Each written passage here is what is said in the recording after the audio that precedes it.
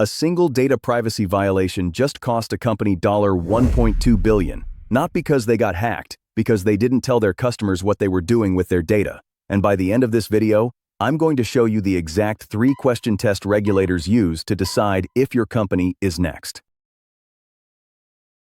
Data privacy isn't a legal footnote anymore. It's one of the fastest growing enforcement areas in compliance. In the US alone, you're now dealing with the CCPA in California, the VCDPA in Virginia, plus HIPAA if you touch health data, GLBA if you touch financial data, and that's before a single regulator even looks at what you're doing with AI. If you work in compliance, risk, or GRC, data privacy is no longer someone else's department, it's yours.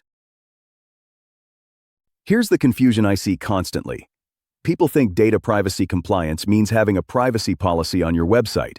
It doesn't. A privacy policy is a document. Compliance is a practice. Real data privacy compliance means 3 things happening at the same time. 1, you know what personal data you're collecting across every system, not just the obvious ones.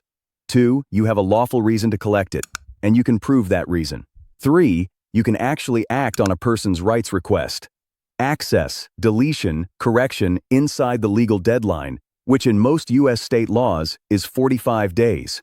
Most companies fail on number 3, not because they don't care, because nobody mapped where the data actually lives.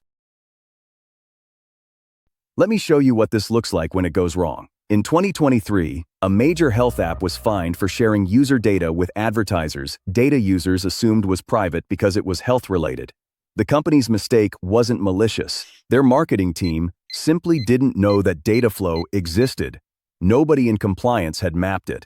That's the pattern in almost every privacy enforcement action. Okay, so how do you actually catch this before a regulator does? This is where that 3-question test comes in. When a regulator investigates a privacy complaint, they're essentially asking 3 questions. If you can't answer all 3 clearly, you have exposure. Question 1. Did you tell people you were collecting this data, in plain language, before you collected it? Question 2. Did you only use it for the purpose you disclosed, not a new purpose nobody consented to? Question 3. Can you produce, on request, everything you have on a specific person and delete it within the legal window? If you're in compliance or risk, this is your actual audit checklist, not the privacy policy. These 3 questions. If you want to start applying this week, pick one system, your CRM, your app, your support ticketing tool, and trace where the personal data in it actually goes. Not where it's supposed to go, where it actually goes. That single exercise is where most privacy gaps get found. Data privacy compliance isn't about paperwork. It's about knowing your data, justifying your data, and being able to act on it fast. Get those 3 right, and you're ahead of most companies I've seen get fined. Type compliant in the comments. If this was useful, I track every keyword, and it shapes what I make next. Subscribe if you want more of this no fluff, just the compliance stuff that actually matters for your job.